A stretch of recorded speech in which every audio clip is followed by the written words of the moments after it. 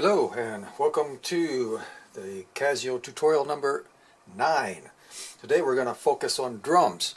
In the last tutorial we did pattern sequencing, so we're going to go back into pattern sequencing and focus on the drums because I was able to find a way to work the drums where you can delete just tiny little sections of them. You don't have to delete the whole track like I thought I did. I took a lot of manual reading, but I finally found it. And it is a way to delete by holding down the key of the drum part that you're playing.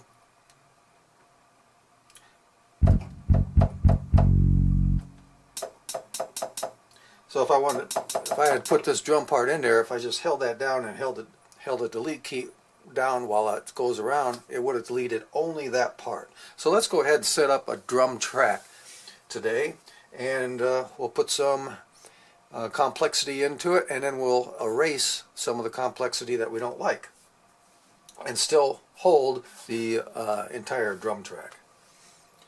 So let's get started by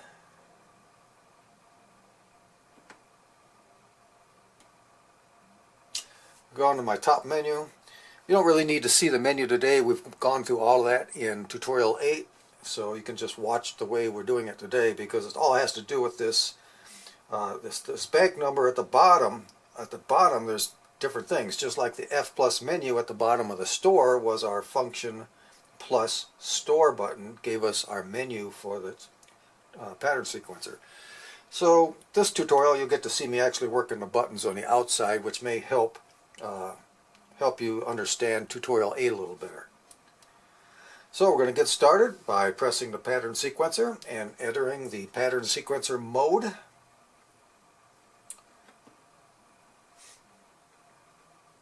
And the first thing we're going to do is hold down the function key and do the F plus to go into the edit of this, and we're going to immediately scroll down to what we did before, and that's the element entered. We're going to make it 1 measure long. It's going to be 4/4 beat. That's okay. That's set. We're going to track 10 to do drums. To hear the drums, we got to arm the recording.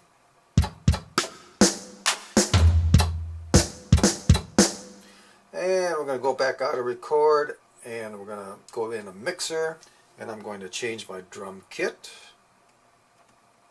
to jazz set. So now I should have a jazz.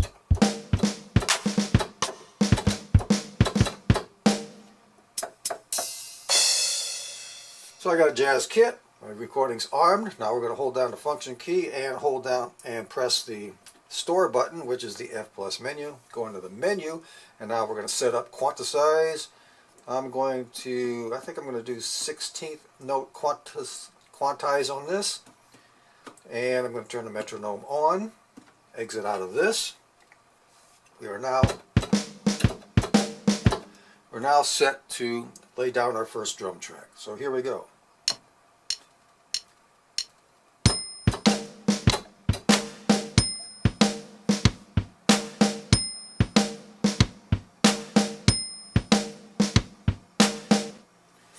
Okay, and I actually made a mistake and accidentally hit the clap, I think. Yes, I did. Okay, so there's the clap. So what we're going to do is we're going to arm the recording. On these bank registration buttons on the bottom, it's printed on the last one on the left says delete. So I'm going to enter recording, and I'm going to delete that clap by holding down the key while it records.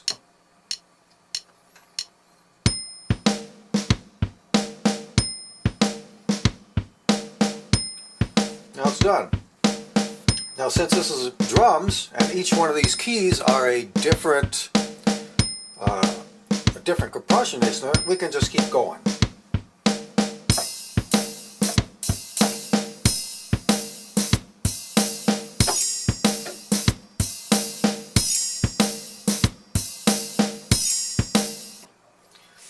got a drum track built up pretty fast here. And let's just go ahead and change tracks from 10 to 11 so we can play a bass. Is there a bass? No. Why isn't there? We have to go in and pick one out. Going into the mixer, selecting the fretless brace 1. So now we're ready to play the bass.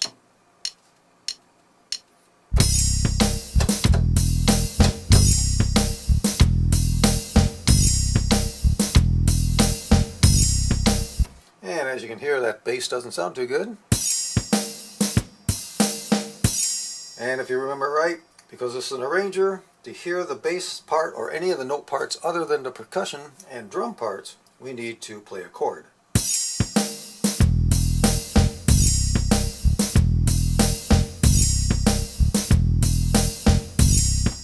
So we're going to try and fix the bass part. We're playing single notes. Let's see if I can erase those last parts.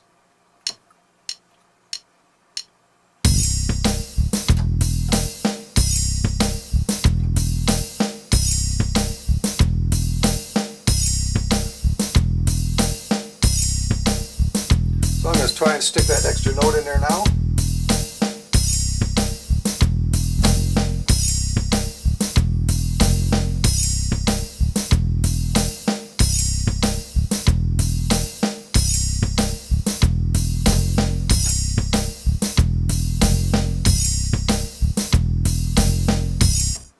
Yeah, okay, let's play it back. And what I did is I had made a mistake. I played a C, D, E, F, G on the bass, and I kind of mistimed the F and G. So I held down the delete key while holding down the keys F and G, and it erased only that. It kept the bass beat from C, D, and E. And then I was able to add the F on the 4th beat later. That's how that worked. And then we ended up with a fixed bass too.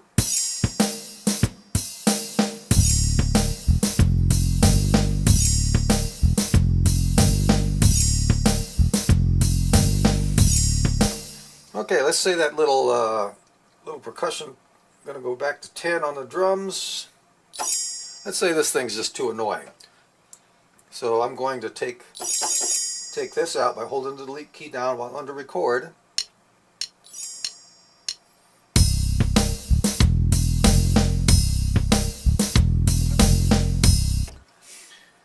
So you have to be under record. You have to be in the record mode to delete. And let's play a chord to hear the bass beat.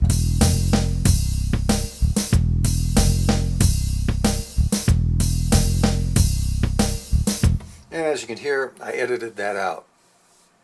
So this makes building up a drum track so much easier than what I had explained in tutorial 8 in making pattern sequences. So if you have a single bass line even on a note or a single note, it's you can go through and delete just little sections of your notes, of your drums, as you saw how I fixed the bass. So I hope this little addendum to tutorial 8 is going to make your drum, this should make your drum sequencing much easier, and your bass lines and anything else that just uses a single note much easier. So we got a 1 measure beat.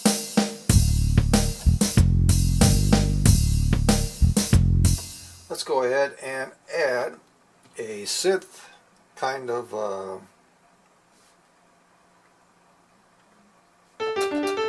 got a piano in there now. I'm going to switch to a synth.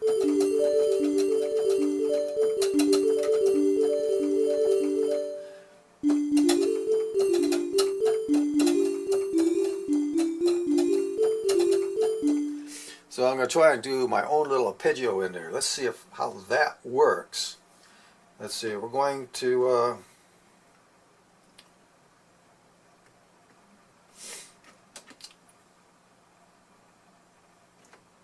go into record. I'm going to hold down the function key, go into the menu, and let's I got it on 16th notes. Let's see if I can get my own arpeggio put in there with 16th notes. Let's give it a try.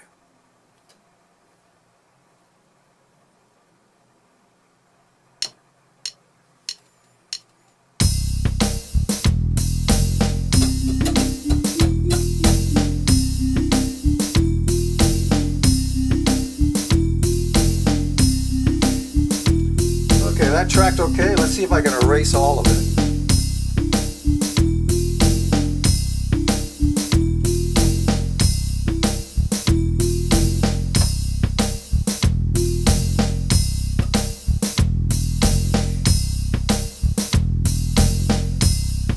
I was able to erase all of it. Now we're still in record mode. Let's try it again, except I'm going to try it better.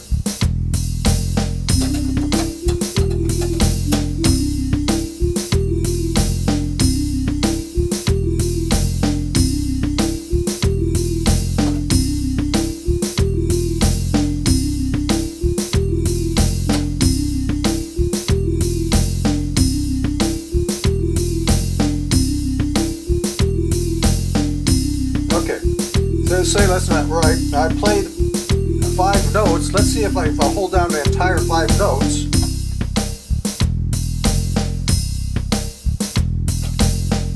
Yes, you don't even have to do it individually. I can just keep on going now.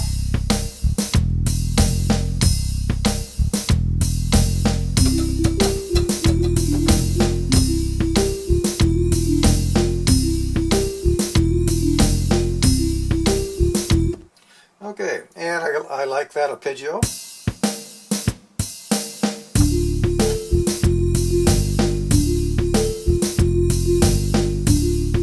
And there it is transposing.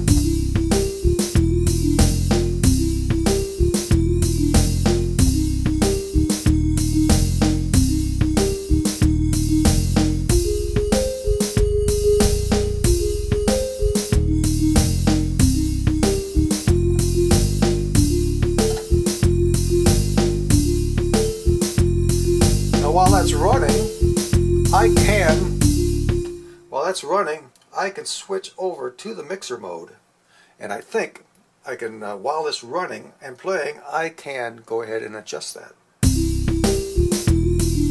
and pick another instrument.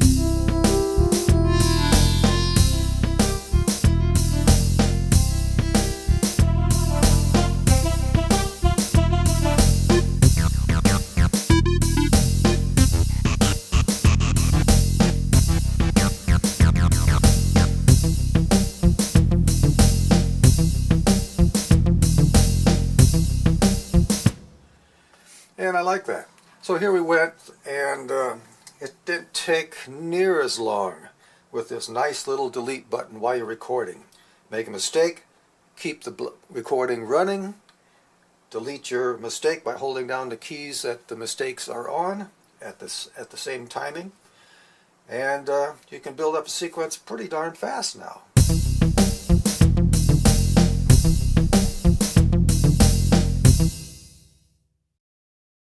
So, we built up a pretty nice little sequence here.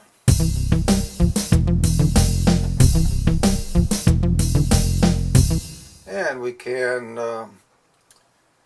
exit out of here and save it.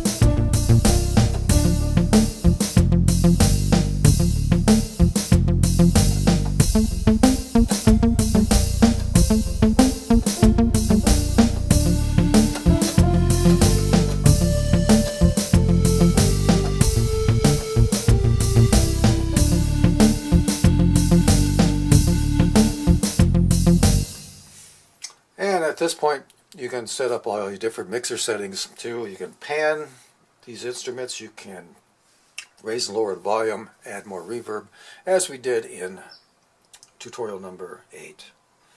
So, I hope this new drum tutorial on 9 will make your pattern sequencing much, much easier. I think it will. It certainly did mine. Thank you very much, and see you next time.